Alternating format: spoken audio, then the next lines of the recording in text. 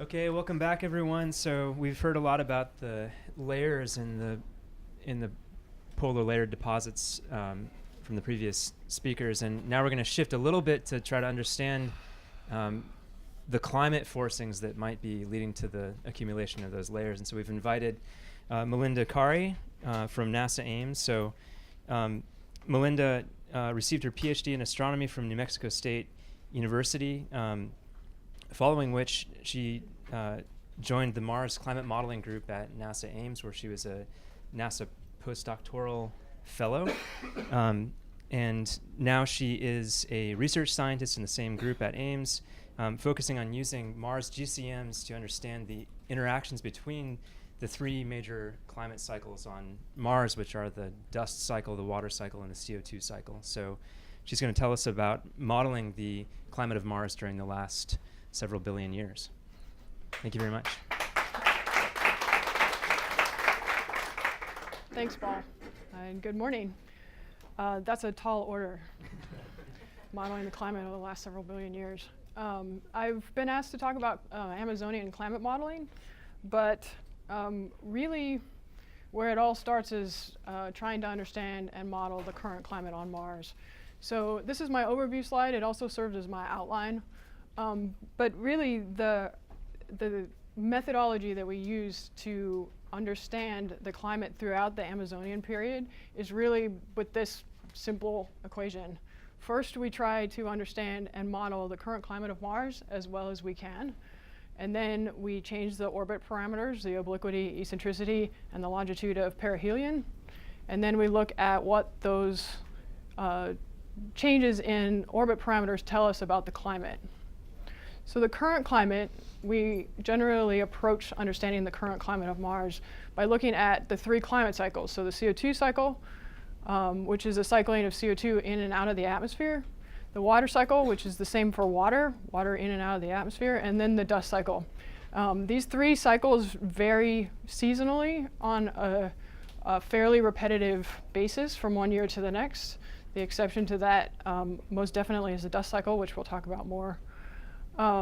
I do want to note that modeling the Amazonian climate on Mars is a distinctly different beast than modeling the early Mars climate. There has been a divergence in climate modeling approaches to those two questions, and the major difference between them is that the Amazonian climate, most likely the mass of the atmosphere was similar to what it is now, with the exception is possibly doubling the mass of the atmosphere with releasing the buried CO2 deposits. But other than that, we are looking at the current conditions and then putting that through orbit changes. The early Mars models generally need to include additional radiative transfer physics to deal with massive atmospheres, and additional water cycle physics for warm liquid processes like moist convection, liquid precip, and there are generally simplifications made for the cloud microphysics in those cases. So the Amazonian climate is modeled in a different way than the early Mars climate, and I think it's important to notice that. So a good chunk of my talk today is going to be focused on how we model and what we understand about the current Mars climate, because it's just this changing the orbit parameters that leads us to understanding the Amazonian climate of Mars. So with that, I'm going to step through first how we model the CO2, water, and dust cycles, and then I'm going to talk a little bit about what we need to consider when we change the orbit parameters, and then I'll go into a little bit about what we understand about the three cycles throughout the Amazonian. I do want to note also that there are quite a fewer climate modelers than there are geologists. So we divide our efforts amongst many different aspects of the Mars climate, and we don't always focus as much on one aspect or another. And I have to say that Paul mentioned this in an email the other day. I do think that there has been recently less emphasis on understanding the Amazonian climate because we have been focused so wholeheartedly on the early Mars climate, and even more than that on the current Mars climate, because it is a complicated beast to understand. So the current climate is made up of three climate cycles. The first is a CO2 cycle, and it's probably the easiest to get right from a climate modeling standpoint. So the mass of the atmosphere cycles between being gas in the atmosphere and surface CO2 ice. And we can measure that in a variety of ways, one of which is the surface pressure as a function of L sub s from various landers. VL1 and VL2 gave us our first annual cycles of observed surface pressure, and we still use those to constrain our models, which I'll get to in a second. We also have observations of the extent of the seasonal CO2 caps, how they grow and shrink with time. We know that not all of the CO2 disappears in the southern hemisphere during summer, but it goes away in the north during its summertime to reveal the water ice cap beneath. And we model the CO2 cycle using pretty basic physics of CO2 condensation and sublimation. We generally consider both condensation and sublimation from the surface and then what occurs in the atmosphere. And for current Mars conditions, the surface CO2 condensation sublimation cycle dominates. So we do this with a simple energy balance. And deep in the polar night, you basically balance the outgoing infrared with latent heat release of CO2 condensing on the surface. That's in the absence of any solar insolation, and also deep in the polar night you don't get a lot of heat transport. So it's a pretty simple balance deep in the polar night, but that gets more complicated as you get closer to the edges of the polar night, where you have the sun shining and where your atmospheric dynamics plays a role. In the atmosphere, most current Mars models use a simple scheme for CO2 condensation. And that is basically just saying if the temperature in my air parcel here is less than the saturation temperature for CO2, I condense however much CO2 I need to bring that temperature back up to the saturation temperature, and then I either put that mass directly on the surface, or you look at the layers beneath that little air parcel to know whether or not it's going to sublimate on the way down. More recently, groups have started to implement more complicated cloud CO2 microphysics schemes in both mesoscale models and GCMs. I'm not going to get into this any more than that. It's something that I've been looking at a little bit more recently, and I think it has interesting implications for the placement of the South Polar residual cap. I also, before I move on, I wanted to take a step back also. The results that I'm showing you and the physics that I'm going to be talking about today are is a set of physics that almost all GCM groups generally draw from. So I work with the Ames model primarily, but there are several other GCM groups here in the US and abroad that are all tackling these same sort of issues, and the results that I show are generally, I believe, pretty robust from one group to another. So I think that we all sort of have this collective understanding of how these three climate cycles work. So back to the CO2 cycle. We have sublimation and condensation physics, and then what we do in a pretty simple way is tune a CO2 cycle to match observed variations in surface pressure as a function of time. So we primarily use Viking Lander 1 and Viking Lander 2, although MSL, the Curiosity lander, has a multiple year record now that we can look at as well. That data set is complicated by the fact that MSL is in a crater that has complications, both from a spatial resolution issue in a GCM and also crater circulation resolution issues when you're talking about large scale processes. So we generally use Viking Lander 1 and 2. We, in a simple way, vary both the ice albedo in the north and the south when there's CO2 ice on the ground. We have in the past varied the CO2 ice emissivity, although in the early days of doing the CO2 cycle in this way, we needed to have unrealistically low ice emissivities in the polar regions to get the balance correct. But with the addition of subsurface ice in the polar regions, we relaxed that necessity, and we can model to quite a good degree the observed seasonal cycle of surface pressure with varying the CO2 ice albedo and then the depth to the water ice down below at the high latitudes. So GCMs do a pretty decent job of this. There are several, all the groups that have published their CO2 cycles do a pretty decent job, actually quite good. So next up is the water cycle. You'll notice that as we go from the CO2 cycle to the water cycle to the dust cycle, things get more and more complicated and less well constrained. The water cycle is still pretty well in hand. These are the processes that we put into the model in general. We have sublimation off of the north residual cap. Generally speaking, the north residual cap is the primary source of water for the atmosphere for these studies. So we place a residual cap, so this is exposed water ice at the North Pole. We define the north residual cap to be based on observations in some way. So in my group, we use the thermal inertia map, but other groups look at the ground temperature and make a cut on the peak daytime temperature of the ground in the North Polar region. I don't know if you can see this very well, but in our model, we have ice that is defined to be an infinite reservoir of ice at the highest latitudes. And then there's some structure as you go to lower latitudes, and then you also capture these outliers. So those are the allowed infinite reservoirs of water for the atmosphere to work with. There are other deposits that come and go throughout the simulations. There's a seasonal caps. So when you have water transported from the northern hemisphere to the southern hemisphere during winter in the south, it gets incorporated into the south seasonal cap and then can be released again later. And there are also nighttime frosts that form pretty much all over the planet in the model. The current configuration of the residual cap is not a stable configuration, broadly speaking, in current GCMs.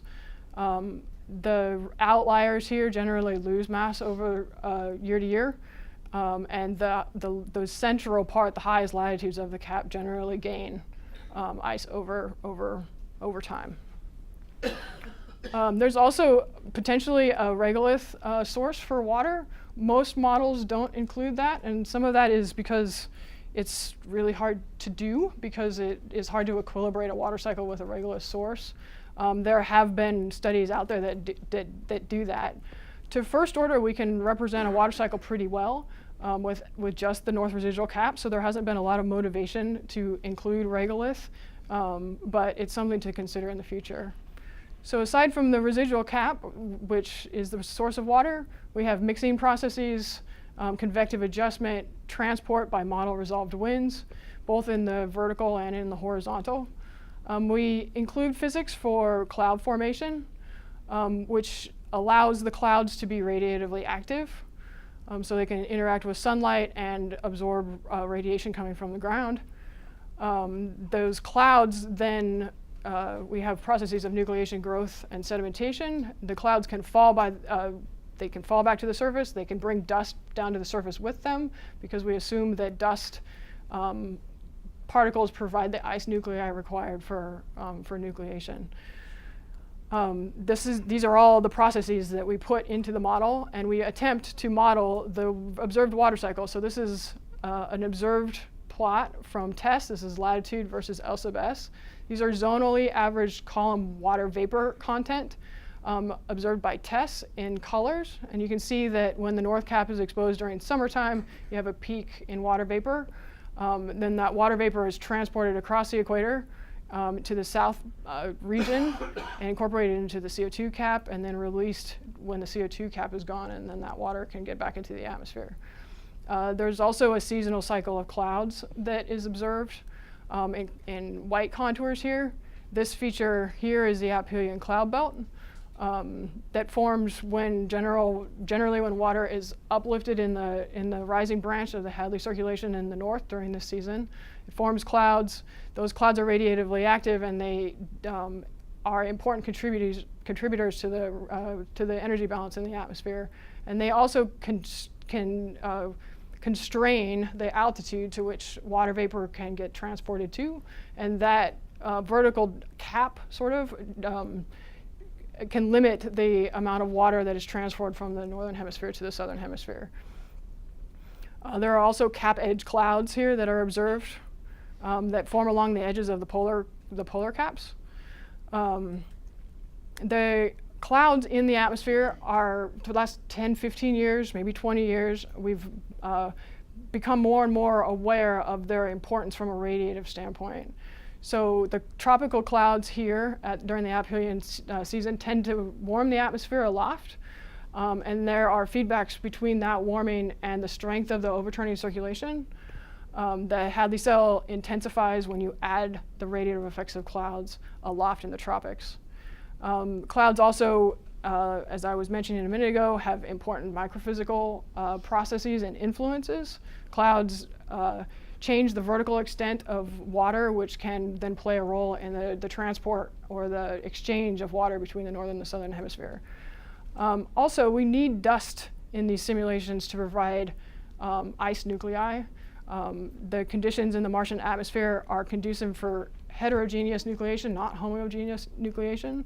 So we need to assume that there is dust available in the atmosphere for nucleation, which is probably a very good assumption, because there's always dust in the atmosphere of Mars. GCMs now can do a good job of simulating the water cycle with radiatively active clouds. That was challenging for a while because the microphysics was so complicated that we needed to wrestle with the timescales involved. But basically, as far as I can tell, most groups have wrangled that issue pretty well now. And it's possible to do a good job of modeling the current water cycle. So moving on to the dust cycle. In an ideal world, we would include from first principles the physics involved in the dust cycle, which would be dust lifting processes by saltation, dust devils, what have you. And then you would have mixing, transport, radiatively active dust, sedimentation of dust, and then those dust particles can also interact with clouds. We've done a fair amount of work trying to do this from first principles. So dust lifting parameterizations are generally divided into two parts. The first is wind stress lifting or saltation, and saltation occurs when the wind stress exceeds a certain value and you can start moving sand-sized particles.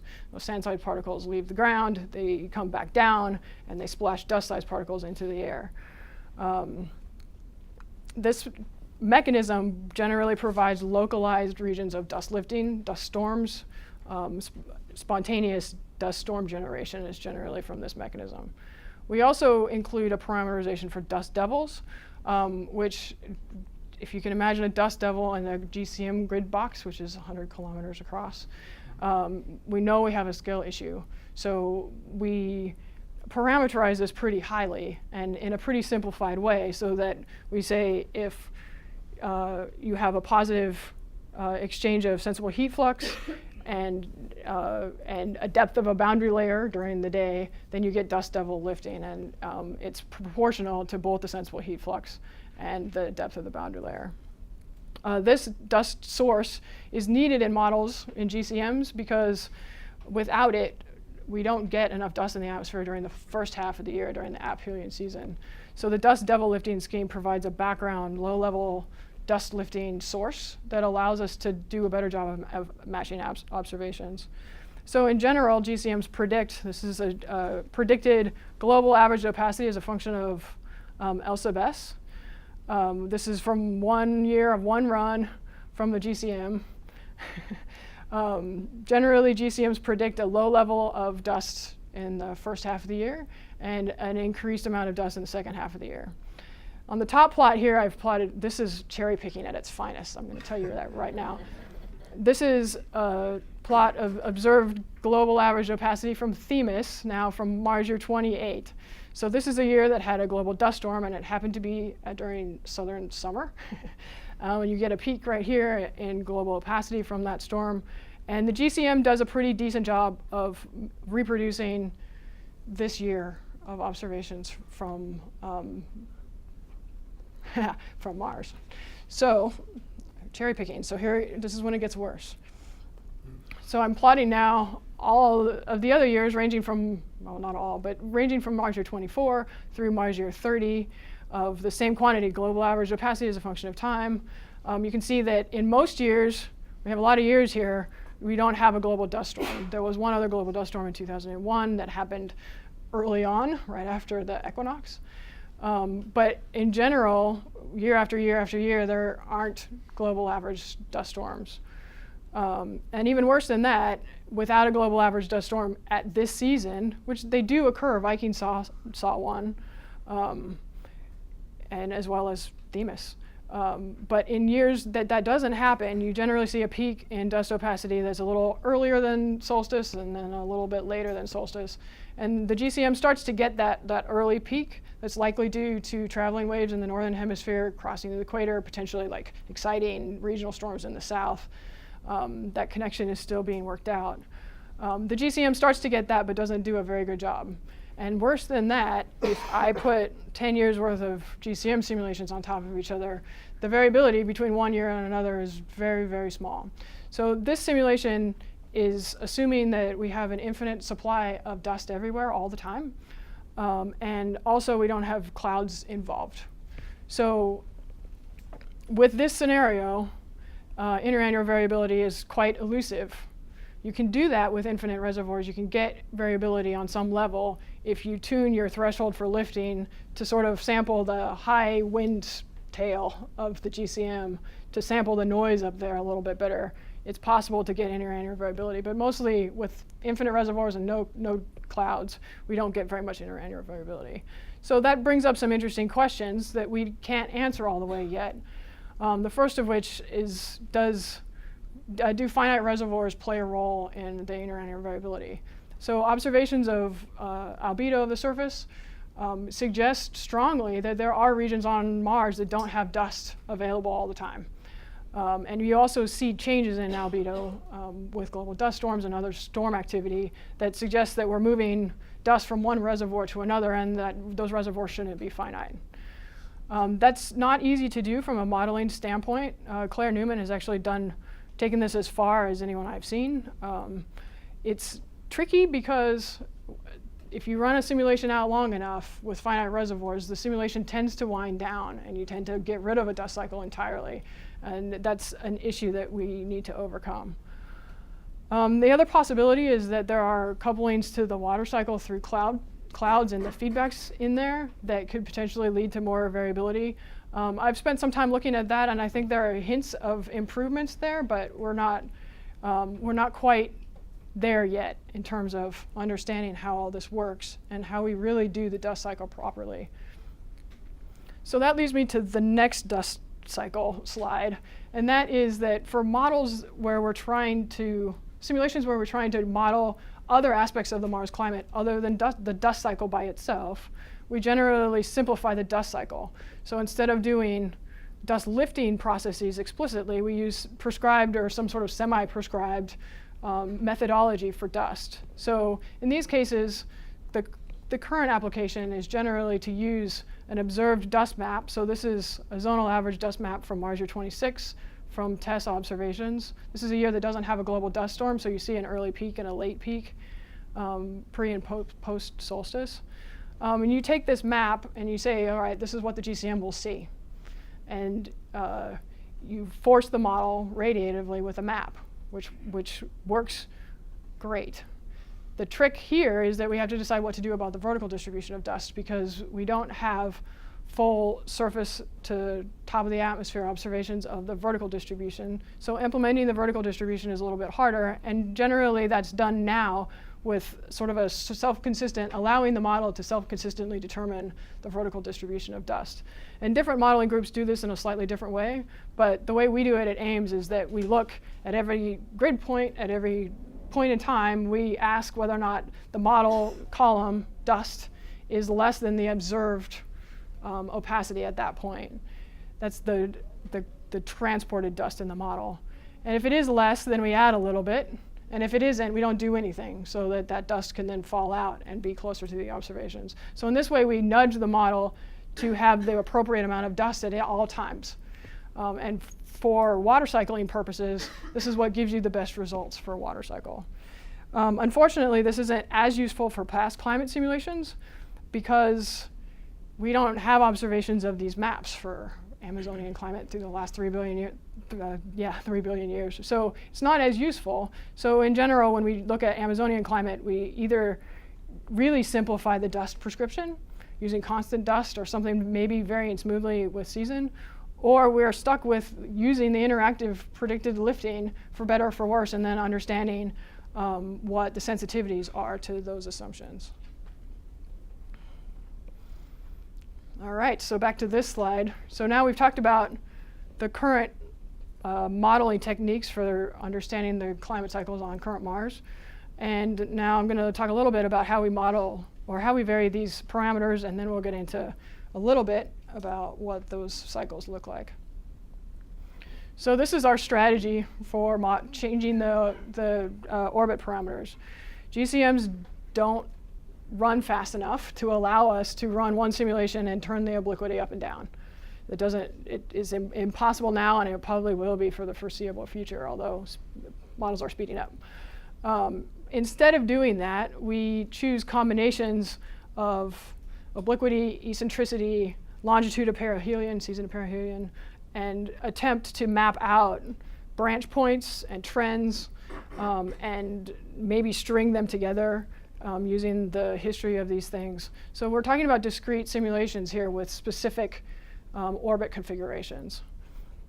When we do that, we need to think carefully about how we set those models up. And in particular, we need to look at the surface reservoirs and total inventories of some of these quantities. So for the CO2 cycle, it's relatively straightforward. We generally assume that the current inventory of CO2 is in the atmosphere at the start of a simulation. The buried CO2 in the south is a complicating factor a little bit, although there have been at least a few conference proceedings where, and a little bit in the Phillips 2011 paper, where we looked at what happens to the CO2 when you release if assuming you can release the buried CO2, what happens to the climate in those cases. But in general, the results I'm going to show you were before this was discovered, really, so we didn't change the inventory of CO2 in the atmosphere. Dust, like I said, is a question mark. In all likelihood, there should not be an infinite availability of dust everywhere, but in the absence of knowing exactly what the surface budget of dust is and how it would have evolved over time, we're sort of stuck at least contemplating what infinite reservoirs look like. And then the sources of water, where you put the water on the surface to start your simulation, kind of depends on what goals you have in mind.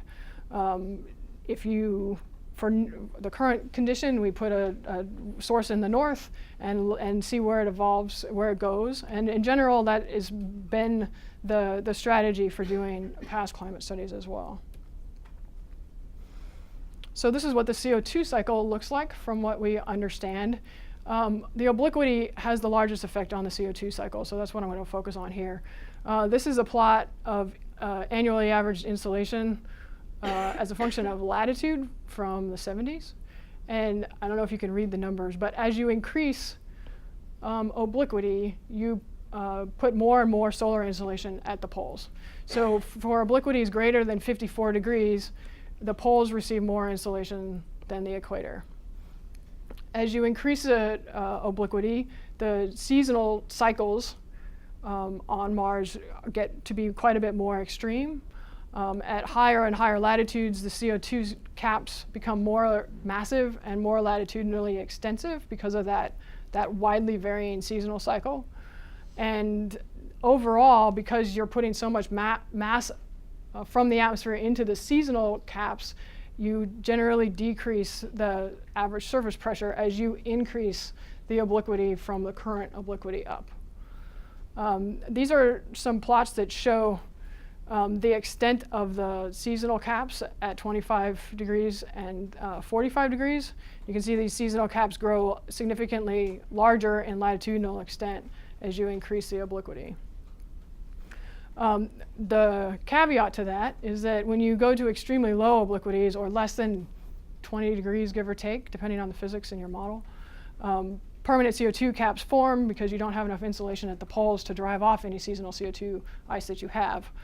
Permanent CO2 caps form and the whole atmosphere collapses, possibly down to very, very low surface pressures into those seasonal caps. So this is a result from one of Claire Newman's papers, 2005, which I'll show you more results from her paper soon.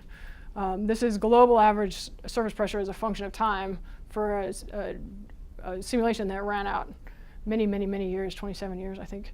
And you can see that as permanent reservoirs form, the CO2 collapses out of the atmosphere, the surface pressure decreases with time. The obliquity also drives largely the water cycle for Amazonian Mars.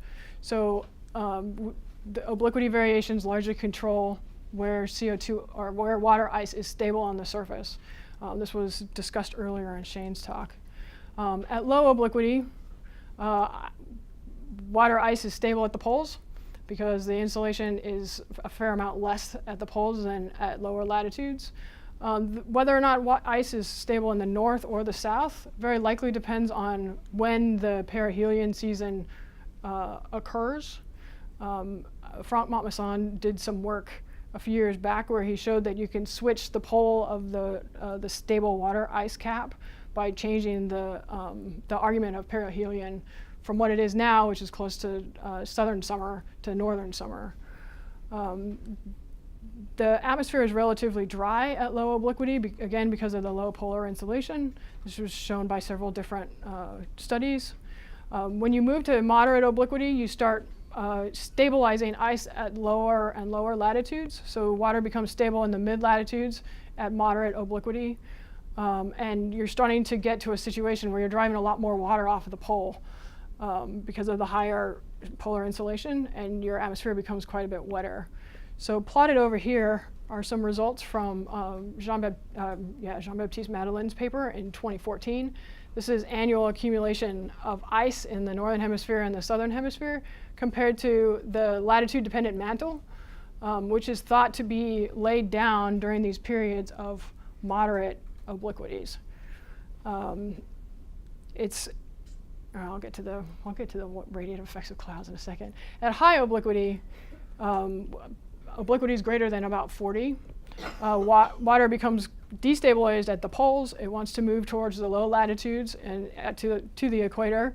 And depending on what microphysical processes and how well you treat microphysics in your model, the locations of that stable ice at the equator can change. So this is a paper from Francois Forget's group in 2006 that shows that there is, with a reasonably sophisticated microphysical scheme, you get accumulating ice on the sides of the Tharsis Montes that correspond really well to observed glacial deposits that were very likely laid down during these times of high obliquity.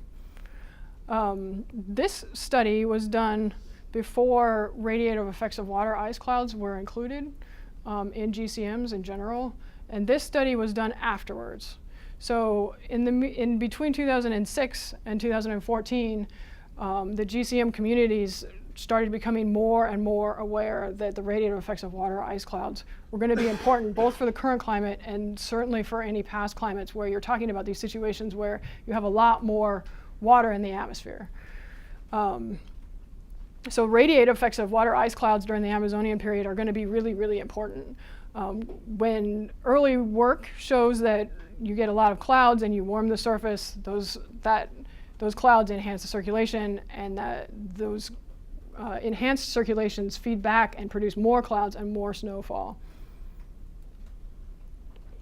The dust cycle modeling shows also that obliquity is the important factor, the primary factor.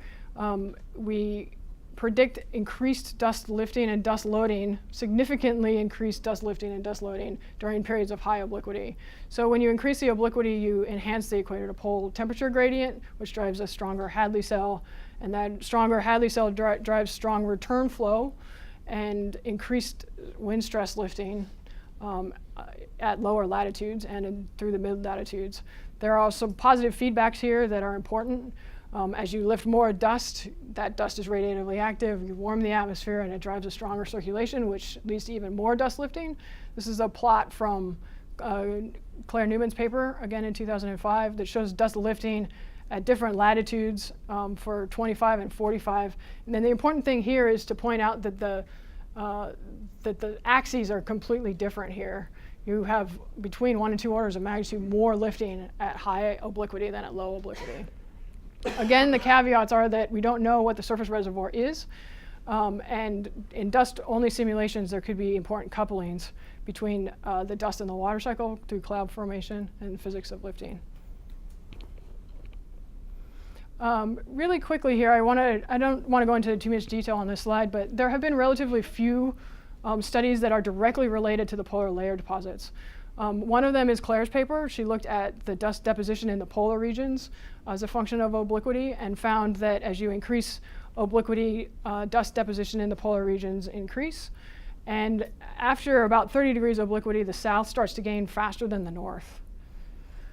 The other work that has been discussed already today is the Lavrard 2007 work, where they looked at several different configurations of a water cycle with the LMD model at different orbital configurations to quantify the net loss and gain of water ice in the polar regions. And then they extrapolate between them and come up with a layer deposit history. The final study that I found that used at least guidance from a GCM was Christine's work in 2012 in the modeled polar layer terrain. And they're parameterized dust deposition based on the behavior that Claire found in her model and Bob Haberle, that we increase dust lifting and you put more dust in the polar regions. So really quickly here, the logical next step from a GCM perspective and the PLDs is to incorporate both dust lifting and water ice, dust cycle and water cycle modeling together, which as it happens is Jeremy Emmett's PhD project. Jeremy is here. He's using the NASA Ames GCM to couple the dust and the water cycles with the explicit intent to look at the polar layer terrain. These are a couple of examples of deposition rates from dust and deposition and sublimation of ice at 15 and 45 degrees obliquity. He's coupling the dust and water cycles through cloud microphysics, through scavenging, et cetera, and also the radiative dynamic feedbacks between those two cycles. And he's allowing for a lag deposit formation, which will throttle sublimation when that lag deposit gets thick enough. So this will allow for a self-consistent tracking of both dust and water ice into the polar regions over a range of orbit configurations. And that will be done both temporally and spatially. And the goal of his work is to improve our understanding of how formation of the PLDs relate to the climate itself over time. This is my last slide. Final thoughts. We've learned a lot about the climate of Mars, the current climate in particular, since the last round of effort to understand the Amazonian climate. We now know that the radiative effects of water ice are quite significant, particularly at high obliquity, and that the coupling between the dust and water cycles is likely quite important. GCMs, if you should know this by now, after listening to me talk about it for a while, these are powerful tools, but they're also very complex.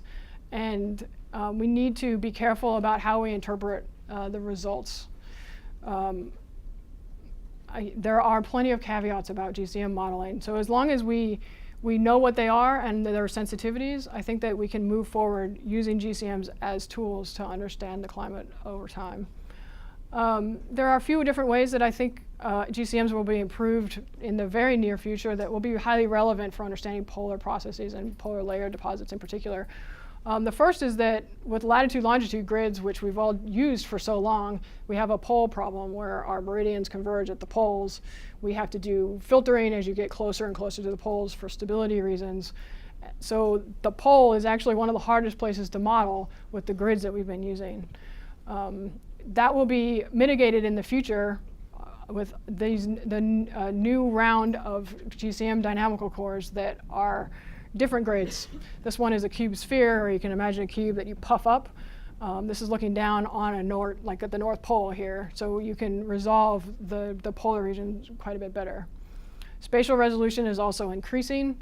with highly parallelized cores, and that helps with the parallelization helps with computational speed. So we'll be able to run a fair amount longer as we go. That's all I have.